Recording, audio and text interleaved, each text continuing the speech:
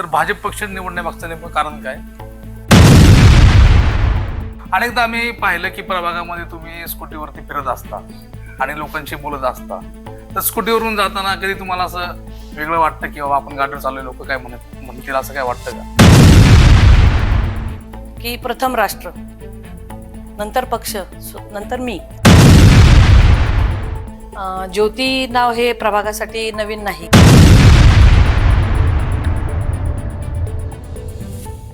नमस्कार, मी अमोल अवचिते आपलं civic mirror मध्ये स्वागत करतो. पुणे महापालिका निवडणुकीच्या तारखा जाहीर झालेल्या आहेत. सर्व इच्छुक उमेदवारांकडून जोरदार प्रचार सुरू केला जातोय. राजकीय वातावरण तापलेलं आहे. आपण इच्छुक उमेदवारांसोबत सातत्याने संवाद साधत आहोत. आज आपण खराडी वाघोली प्रभाग क्रमांक 4 मधील ज्योती आणि जावळकर यांच्यासोबत संवाद साधणार आहोत. नमस्कार. नमस्कार. ज्योती जावळकर हे नाव प्रभाग क्रमांक 4 साठी नवीन नाही, परंतु आपण हा राजकारणाचा प्रवास कसा केलात आणि राजकारणामध्ये कसे आलात? ज्योती नाव हे प्रभागासाठी नवीन नाही. याचं कारण असं आहे की माझं माहेर चंदननगर खराडीच आहे आणि माझ्या सुदैवाने मी लग्न करूनही चंदननगर खराडीमध्येच आहे. त्यामुळे माझं बालपण या ठिकाणीच गेलेलं आहे आणि आता आज तागायत मी याच ठिकाणचा अनुभव घेत आहे. त्यामुळे मला समाजकारण किंवा राजकारण या दोन्ही गोष्टींमध्ये कुठलीच अडचण येत नाही काम करत असताना. आणि या ठिकाणी मला असं वाटतं की मी या प्रभागाची लेकही आहे, नातही आहे, सूनही आहे. मुलगी या नात्याने मला सगळ्यांचा भरभरून प्रतिसाद मला मिळत आलेला आहे आणि ती माझ्यासाठी खूप पॉझिटिव्ह गोष्ट आहे. आणि राहिला प्रश्न मी समाजकारण किंवा राजकारण कसे आले, तर समाजकारण हे माझे बालपणापासूनच महाविद्यालयीन शिक्षण आणि शालेय शिक्षण यामध्ये अनेक उपक्रमांमध्ये मी भाग घेत आलेली आहे. क्रीडा असू देत किंवा वक्तृत्व स्पर्धा असू दे, त्यामुळे माझे नेतृत्व गुणांना वाव मिळालेला आहे आणि त्याचा उपयोग मला आज ज्यावेळेस मी सामाजिक किंवा राजकीय वाटचाल आहे माझी त्याच्यासाठी खूप उपयोग होतो. आणि फॅमिलीमध्ये म्हणजे जसं आई वडिलांनी मला सपोर्ट केलेला आहे तसेच लग्नानंतरही माझे सासू सासरे, दीर किंवा माझी मुलं सर्वांचं आणि मिस्टरांचं खूप सपोर्ट राहिलेला आहे या ठिकाणी. आपण सांगितलं की खराडी चंदननगर हे आपलं माहेर पण आहे आणि सासर देखील आहे. तर आपण याच नात्याचा घेऊन आपण लेक असल्याचा उल्लेख केला. तर या लेकीच्या नात्याने आपला जनसंपर्क कसा असतो? लेकीच्या नात्याने जनसंपर्क असा आहे की प्रत्येकापर्यंत मी सहजतेने पोहोचू शकते आणि मी त्यांच्यातलीच एक त्यांना वाटते. त्यामुळे काही समस्या असतील, काही त्यांना मला सुचवायचं असेल तर ते मला हक्काने सांगू शकतात आणि त्याच अधिकाराने मला ते कुठलीही गोष्ट सांगू शकतात. हाच माझा एक प्लस पॉइंट आहे की त्यामुळे मी त्यांच्यापर्यंत पोहोचू शकते आणि ते माझ्यापर्यंत पोहोचू शकतात. मग याच्यातनं असं होईल की कुठलीही समस्या असू दे त्याचं निराकरण मी लवकर आणि चांगल्या पद्धतीने करू शकेल. अनेकदा आम्ही पाहिलं की प्रभागामध्ये तुम्ही स्कूटीवरती फिरत असता आणि लोकांशी बोलत असता. तर स्कूटीवरून जाताना कधी तुम्हाला असं वेगळं वाटतं की बाबा आपण गाडीवर चाललोय, लोक काय म्हणतील असं काय वाटतं का? स्कूटी बद्दल विचाराल तर स्कूटी चालवणं ही माझी आवड आहे आणि सुरुवातीपासूनची सवय आहे. आणि स्कूटीवर फिरत असताना मला असं जाणवलं की आपण नागरिकांशी एकदम सुरळीतपणे किंवा संभाषण करू शकतो किंवा भेटीगाठी होऊ शकतात. कारण कुठेही जात असताना आपल्या जर ओळखीची व्यक्ती भेटली तर आपण आवर्जून थांबतो, बोलतो त्यांच्याशी आणि जर त्यांच्याशी संवाद साधणं सोपं पडतं.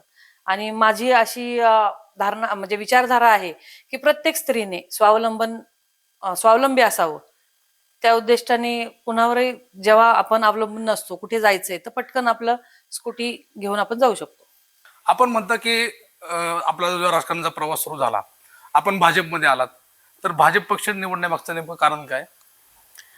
भाजप पक्ष निवडण्यामागचं कारण म्हणजे आज आपण भाजपची जी वाटचाल पाहिली पूर्वीची, तर अभ्यासू नेतृत्व भाजपला लाभलेलं आहे आणि त्यांच्या सर्व आमचे जे ज्येष्ठ नेते आहेत त्यांच्या विचारांशी, त्यांचे जे भाषणं आहेत त्यांच्या भाषणांमधून प्रेरणा घेऊन ते सामाजिक आणि आधी आमचं एक घोषवाक्य आहे भाजपचं की प्रथम राष्ट्र, नंतर पक्ष, नंतर मी स्वतः. तर हे कुठेतरी भावनिक मला एक टचिंग म्हणतो मोमेंट तो आहे. मग भाजपमध्ये काम करण्याचा कसा अनुभव वाटतो आपल्याला? भाजपमध्ये काम करत असताना आपण म्हणजे मी जेव्हा राजकीय सुरुवात केली तर मला खूप ठिकाणी ट्रोलिंग झालं की महिलांचं काम नाहीये राजकारणामध्ये. आणि त्यातही तरुण महिलांचं तर अजिबातच नाहीये. पण भाजपमध्ये काम करत असताना टचवूड आमचे जे सगळे भाजपचे पदाधिकारी आहेत किंवा भाजपचे नेते आहेत, तर मला असं कधीही जाणवलं नाही की मी कुठेतरी असुरक्षित आहे. तिथं महिलांना व्यवस्थित मानपान किंवा व्यवस्थित ट्रीटमेंट दिली जाते. ताई म्हणूनच सगळ्यांनी संबोधलं जातं. त्यामुळे मला घर म्हणजे एक परिवार आहे आमचा. भाजप परिवार म्हणजे आमचा जसा आपला परिवार आहे त्याच पद्धतीने मला तिथं काम करायला भेटतं.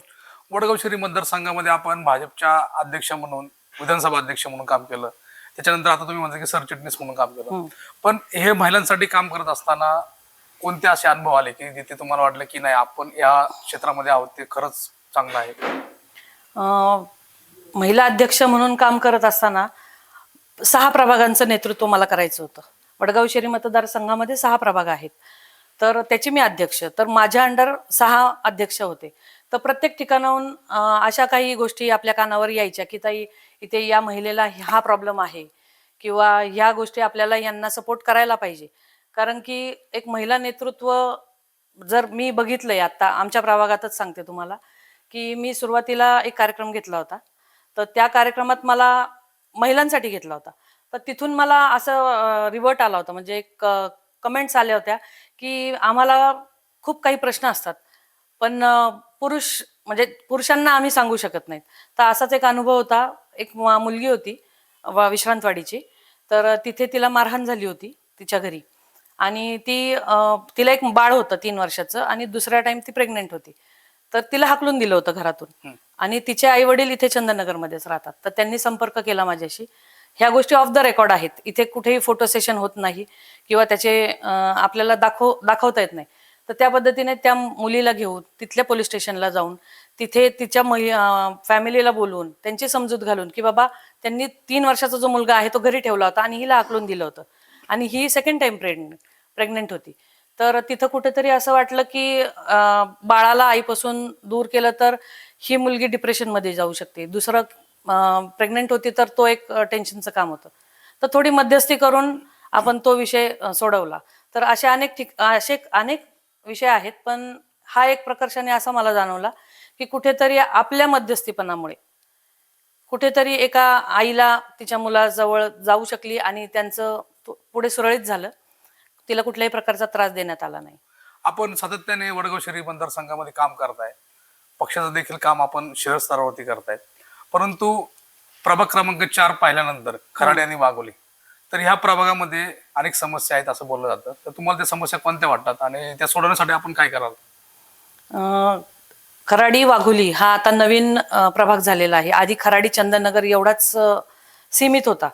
तर त्याही वेळेस तेच प्रश्न होते. आणि आता वाघोली हा जो ग्रामीण भाग आपण खराडी चंदननगरला जोडलेला आहे. तर प्रामुख्याने एक गृहिणी म्हणून मला घरी काय पाहिजे? स्वच्छ नियमित पाणी पाहिजे. आपण प्रवास करत असताना सुरक्षित रस्ते, खड्डेविरहित रस्ते पाहिजे. तर आधी ह्या ज्या काही समस्या आहेत त्या तर आहेच आहे. पण भाजपमध्ये महिला मोर्चाचं काम करत असताना असे अनेक आम्हाला महिलांकडनंच प्रश्न आले की आम्हाला काम करायची इच्छा आहे, पण आम्ही बचत गट चालवतो, आम्ही या वस्तूंचं उत्पादन करतो. बचत गटात बहुतेक सर्वच महिला कार्यरत असतात. तर त्यांच्यासाठी मार्केट लिंकिंग करणं किंवा स्वयंप्रशिक्षण त्यांना उपलब्ध करून देणं, स्वयंरोजगाराचे अशा पद्धतीने आपण आणि युवकांसाठी रोजगाराची संधी उपलब्ध करणं, स्किल इंडियाच्या माध्यमातून. म्हणजे केंद्रामधून भारतीय जनता पार्टीचा जेव्हापासून सरकार आलेलं आहे, केंद्रामधून अनेक सुविधांचं आपल्याला केंद्राकडून मिळालेले आहे, पण त्याचं खाली अंमलबजावणी होत नाही. तर सर्व त्या स्कीम्स लागू करून किंवा मदत करून आपण त्या सुरळीतपणे मार्ग करू शकतो. आपण पाहिलं की प्रभागामध्ये आणि शहरामध्ये एकूण विद्येचं मार्ग आहेत, त्यासाठी विद्यार्थी शिक्षणासाठी येतात. परंतु आपल्या प्रभागातील महिलांसाठी आणि तरुणांसाठी सक्षमीकरण करण्यासाठी आणि त्यांना उद्योजकतेला प्रोत्साहन देण्यासाठी आपण काय कराल? अनेक केंद्र सरकारने आपल्याला स्किल इंडियाच्या मार्फत, मेक इन इंडियाच्या मार्फत अनेक योजनांचं सुरुवात केलेली आहे. तर त्या सर्वांचाच आधार घेऊन या प्रभागामध्ये अनेक उद्योजकता केंद्र निर्मितीचा माझा संकल्प आहे. आणि महिलांसाठी बचत गट या ठिकाणी भरपूर प्रमाणात आहेत. तर त्या माध्यमातून अनेक महिला घरगुती वस्तूंचं उत्पादन करत असतात, पण त्यांना मार्केट अवेलेबल होत नाही. तर मार्केट लिंकिंग किंवा कौशल्य विकास केंद्र हे प्रामुख्याने माझे विजन असणार आहे महिलांसाठी. आणि महिला अत्याचारासंदर्भात पण आपण रोज दैनंदिन ऐकत आलेलो आहोत. तर प्रशिक्षण म्हणजे सेल्फ डिफेन्स त्यासाठी माझ्या डोक्यात आहे की प्रत्येक एरियामध्ये आपण असे काही सेंटर्स चालू केले पाहिजेत निशुल्क, की जेणेकरून मुलींचं आत्मविश्वास आणि स्वावलंबन वाढेल. कारण मी स्वतः तुम्हाला पहिल्यांदाच सांगितलं की मी स्पोर्ट्स पर्सन आहे. कराटे म्हणजे हा जो आत्मविश्वास तुम्ही बघताय की आपण कुठल्याही क्षेत्रात जाऊ देत, तर याचा असं आहे की आम्ही लहानपणी हे धडे घेतलेले आहेत. आमच्या वडिलांनी आम्हाला लहानपणापासूनच या सगळ्या गोष्टी शिकवत आलेल्या आहेत. त्यामुळे आज आम्ही राजकारणामध्ये असो, समाजकारणामध्ये असो किंवा गृहिणी म्हणून असो, त्या जबाबदाऱ्या पार पाडतोय. आपण गृहिणी म्हणून म्हटलात, तर घर आणि राजकारण हे सर्व करत असताना कुटुंब कसं सांभाळता तुम्ही? मी आधीच सांगितलं तुम्हाला की जावळकर कुटुंब हे अनेक वर्षापासून इथं प्रस्थापित आहे. तर घर आणि समाजकारण, राजकारण सांभाळण्याची प्रेरणा मला घरापासूनच मिळालेली आहे आणि त्यांचा खूप सपोर्ट आहे. माझे दीर बाळासाहेब जावळकर हे ग्रामपंचायत चालू असल्यापासून उपसरपंच होते, म्हणजे ग्रामपंचायत इथे स्थापित असल्यापासून उपसरपंच होते. माझे सासरे सुरेश जावळकर हे सामाजिक उपक्रमांमध्ये कार्यरत असल्यामुळे मला कधीही अडवणूक केली नाही.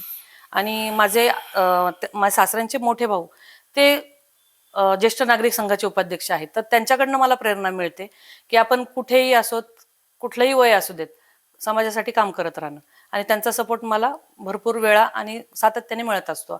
आणि माझे मिस्टर अनिल जावळकर, त्यांचं प्रामुख्याने मी नाव घेईल, कारण की प्रत्येक परिस्थितीमध्ये असं म्हणणार नाही की नाही हे तू घर पहिलं आधी सांभाळलंच पाहिजे किंवा काय, काम नंतर करा, आधी काय समस्या आहे तर ते जाऊन तुम्ही सोडवा. इतका घरातून सपोर्ट Support मिळतो आहे. आणि त्याच सपोर्टच्या जोरावरती तुम्ही आता पुणे महापालिकेला निवडणुकीला भाजपमधून निवडणुकीला सामोरे जाणार आहात. इच्छुक आहे. तर आपल्या विरोधी पक्षातील काही जण आता भाजपमध्ये त्यांनी प्रवेश केलाय, तर आपल्याला या प्रभागातून उमेदवारी मिळेल असा विश्वास वाटतो का? मी ज्या पक्षाची कार्यकर्ती आहे भाजप, मला पूर्णपणे भाजप पक्षश्रेष्ठींवरती विश्वास आहे. भाजपमध्ये काम बघितलं जातं. आज मी तुम्हाला पहिल्या जे आधी पण सांगितलेलं आहे, बूथ प्रमुख पासून मी काम केलेलं आहे. महिला अध्यक्ष प्रभागाचे, नंतर मतदारसंघाचे बूथ प्रमुख, शक्ती केंद्र प्रमुख, या गोष्टींना खूप आमच्याकडे बघितलं जातं भाजप पक्षामध्ये.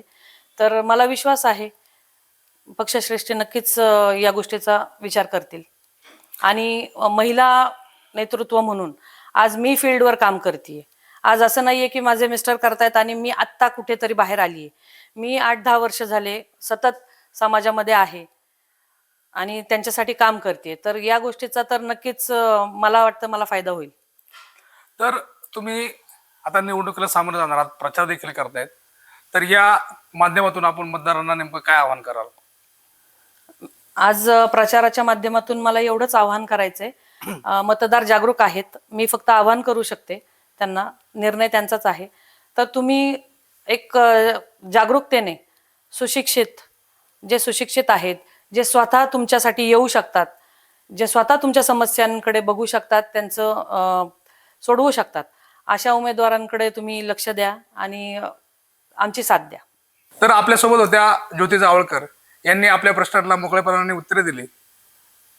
नुकतीच आता काही दिवसातच भाजपच्या मधून ते उमेदवारी अर्ज दाखल करतील असा आपण या ठिकाणी विश्वास व्यक्त करूयात आणि त्यांना शुभेच्छा देऊयात. धन्यवाद. धन्यवाद.